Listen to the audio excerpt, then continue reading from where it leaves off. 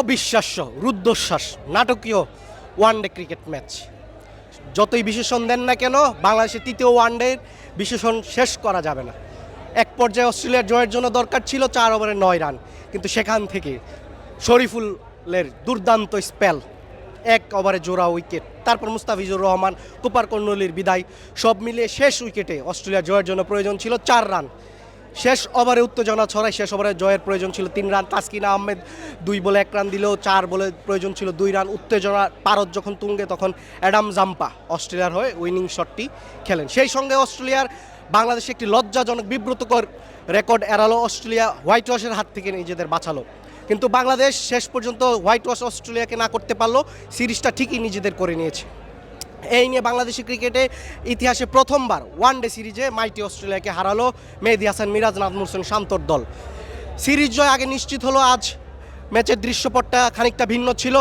অধিনায়ক মেহেদী হাসান মিরাজ দুঃখিত দ্বিতীয় ওয়ানডের কনকাশন সাব হওয়ার একটি দৃশ্যপট তৈরি হচ্ছিল, কিন্তু শেষ মুহূর্তে তিনি তা হননি, কিন্তু তার ইফেক্টটা রয়ে গিয়েছে তৃতীয় ওয়ানডের আগে। তৃতীয় ওয়ানডেতে তিনি খেলতে পারেননি, তিনি শারীরিক অসুস্থতার জন্য তার বদলে নাজমুল হোসেন শান্ত অধিনায়কের দায়িত্ব পালন করেছেন। নাজমুল হোসেন শান্ত অধিনায়কের দায়িত্ব পালন করলো, মেহেদী হাসান মিরাজের জায়গায় শেখ মেহেদী ওয়ানডে দলে অন্তর্ভুক্ত হয়েছিলেন এবং তিনি সরাসরি একাদশে খেলেছেন। বাংলাদেশ ম্যাচটা জয়ের উপক্রম তৈরি করে ফেলেছিল প্রথম ইনিংসেই, কিন্তু শুরুটা অস্ট্রেলিয়া আজ 275 রানের লক্ষ্যে যে শুরুটা করলো, তাতেই অস্ট্রেলিয়া প্রমাণ করে দিল মাইটি অস্ট্রেলিয়া কখনো পেছনে ফিরে তাকায় না। তারা প্রথম 2 ওয়ানডে ম্যাচ খুব বাজেভাবে একতরফাভাবে হেরে গেল। তৃতীয় ওয়ানডেতে অস্ট্রেলিয়া তাদের ওপেনিং স্লটে পরিবর্তন এনেছে। আগের 2 ওয়ানডেতে 0 রানে আউট হওয়া ম্যাথিউ শটকে তারা আজকে একাদশে রাখেনি।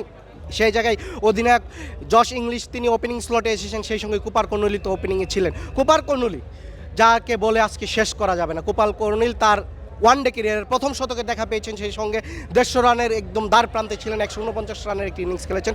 অস্ট্রেলিয়া উদ্বোধনী ইনিংসে জশ ইংলিশ এবং কুপার কর্নলি একটি দুরন্ত সূচনা এনে দিল। বাংলাদেশ যখন পাওয়ার প্লেতে উইকেটে দেখা পাচ্ছিল না, ঠিক তখনই তৃতীয় বোলিংয়ে এসে শরীফুল আবারও বাংলাদেশের দৃশ্যপটে বাংলাদেশের ত্রাতা হয়ে দাঁড়ায়। প্রথম 2 ওয়ানডেতে শরীফুল সুযোগ পায়নি, নাহিদ রানার সুযোগ এসেছিল। নাহিদ রানা প্রথম ওয়ানডে জয়ের নায়ক ছিলেন বোলিং অ্যাটাকে, দ্বিতীয় ওয়ানডেতে একটু অফ কালার থাকলো।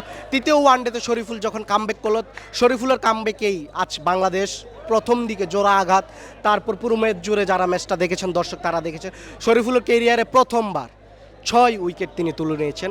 ফাইফারই তিনি প্রথমবার পেয়েছেন, সেই সঙ্গে 6 উইকেট নিয়েছেন, 10 ওভারে 48 রান দিয়েছেন, একটি মেডি। শরীফুলের প্রশংসা শেষ করা যাবে না। শরীফুল যেই মুহূর্তে বাংলাদেশের উইকেটের প্রয়োজন ছিল সেই মুহূর্তে শরীফুল বাংলাদেশকে উইকেট এনে দিয়েছেন। শুরুর দিকে বাংলাদেশ উইকেটে দেখা পাচ্ছিল না, শরীফুল এসে জোড়া আঘাত। শেষ দিকে অস্ট্রেলিয়া একতরফাভাবে জয়ের দেখা পাচ্ছিল, 4 উইকেট প্রয়োজন ছিল বাংলাদেশের, কিন্তু সেখানেও শরীফুলের এসে জোড়া আঘাত। শরীফুলের বর্ণনা যত করা যাবে তত শেষ হবে না, কিন্তু বাংলাদেশের পেস অ্যাটাক আরেকটি, সেই সঙ্গে একটি স্বাচ্ছন্দ্যের খবর জানাচ্ছে।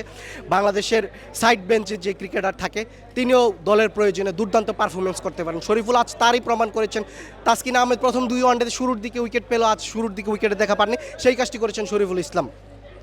আমরা পুরো ম্যাচে অস্ট্রেলিয়ার ব্যাটিং লাইন আপে সাম আপ করতে চাই। ব্যাটিং লাইন আপে কুপার কর্নলি একতরফা ইনিংস খেলেছেন, 149 রান, ক্যারিয়ারের প্রথম সেঞ্চুরি। সেই সঙ্গে কুপার কর্নলিকে সঙ্গ দিয়েছেন অলিভার পিক, সেই সঙ্গে কুপার কর্নলিকে যথেষ্ট সঙ্গ দিয়েছেন জশ ইংলিশ। শুরুর দিকে মিডল ওভারে দিয়েছেন ক্যামেরুন গ্রিন। তাদের সঙ্গ নিয়ে কুপার কর্নলি অস্ট্রেলিয়াকে জয়ের দ্বারপ্রান্তে নিয়ে গেছেন, কিন্তু শেষ পর্যন্ত তিনি ম্যাচ জেতাতে পারেননি। মুস্তাফিজুর রহমান এবং শরীফুল ইসলামের এক কামব্যাকে অস্ট্রেলিয়া শেষ পর্যন্ত ম্যাচ হারতে বসেছিল। অস্ট্রেলিয়ার শেষ পর্যন্ত 2 উইকেটে জয়ের দেখা পেল। বাংলাদেশের ব্যাটিংয়ে একটু খানিকটা ব্যর্থতা থেকেই গিয়েছে, বিশেষ করে বাংলাদেশের শেষ দিকের যে ব্যাটিং।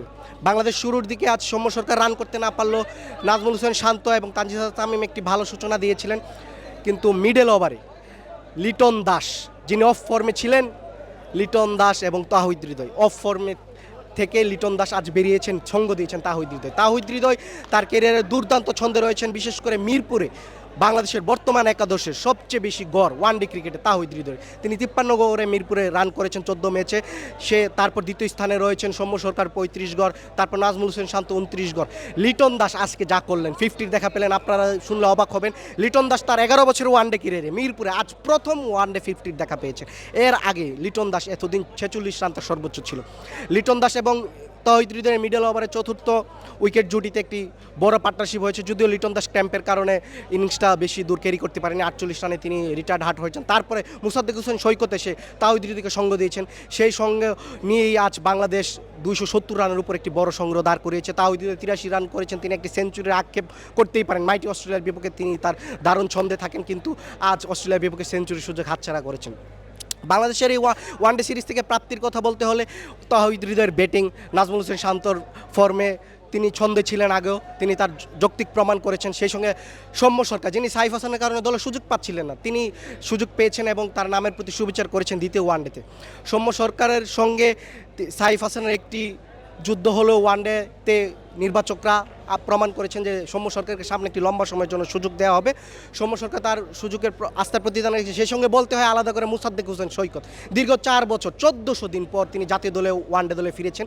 ফিরে ও বিশ্বাস্য কি কামব্যাক, প্রথম ম্যাচে ম্যান অফ দ্য ম্যাচ হয়েছেন, 50 করেছেন, 2 উইকেট দেখা পেয়েছেন। দ্বিতীয় ওয়ানডেতে বড় রান করতে না পারলে আজকেও তিনি 50 দেখা পেয়েছেন। মুসাদ্দেক হোসেন সৈকতে এসে বাংলাদেশের লোয়ার মিডল অর্ডারের মাথা ব্যথা যেটা ছিল, রানের দেখা পাচ্ছিল না কেউ। কখনো মুসাদ্দেক হোসেন সৈকতের জায়গায় আফিফকে খেলানো হচ্ছিল, কখনো হৃদয়কে শেষ দিকে খেলানো হচ্ছিল। একটি সফল করার ইচ্ছা ছিল নির্বাচক টিম ম্যানেজমেন্টের, কিন্তু মুসাদ্দেক হোসেন সৈকত বাংলাদেশ টিম ম্যানেজমেন্টের সেই প্রশ্নের উত্তর খুঁজে দিয়েছেন। তিনি আস্থার প্রতিদান দিয়েছেন, সামনেও তিনি নির্বাচকদের এই আস্থার প্রতিদান রাখবেন, তা সমর্থকরা আশা করতেই পারে। দর্শক, আবারও আমরা বিদায় নেওয়ার আগে জানাই দিতে চাই, মাইটি অস্ট্রেলিয়াকে ঘরের মাঠে প্রথমবারের মতো ওয়ানডে সিরিজ হারিয়েছে বাংলাদেশ। এই সিরিজের আগ পর্যন্ত বাংলাদেশের অস্ট্রেলিয়ার বিপক্ষে ওয়ানডেতে শুধু জয়ের দেখা ছিল একবার, সেই ঐতিহাসিক জয়। মোহাম্মদ আশরাফুল জয়ের নায়ক ছিলেন, আফতাব আহমেদের সেই বিশাল ছক্কা আপনাদের নিশ্চয়ই মনে থাকার কথা, 2005 সাল কার্ডিফ। তারপরে বাংলাদেশ আজ এই সিরিজে 2-1 ব্যবধানে সিরিজ জিতেছে।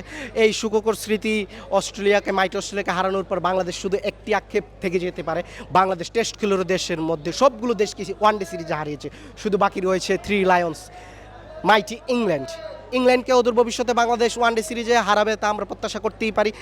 বাংলাদেশের এই ওয়ানডে সিরিজে জয়ের নেপথ্যের কারা ভূমিকা রেখেছেন তারা আপনারা দেখেছেন। আমরা ওয়ানডে সিরিজে যে আপডেট ছিল সেগুলো আপনাদের সঙ্গে যুক্ত করেছি।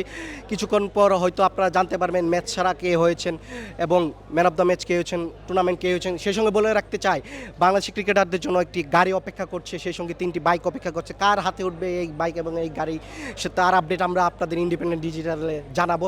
আমরা পরবর্তী ম্যাচ পরবর্তী এবং বিশ্বকাপ চলছে, সব কিছুর আপডেট আপনারা ইন্ডিপেন্ডেন্ট ডিজিটালে পাবেন। দর্শক, আমরা এই মুহূর্তে বিদায় নিচ্ছি। ইন্ডিপেন্ডেন্ট ডিজিটালের সঙ্গে থাকুন, বিশ্বকাপের আপডেট এবং বাংলাদেশ ক্রিকেটের সব ধরনের আপডেট পেতে আমাদের সঙ্গেই থাকুন। ধন্যবাদ।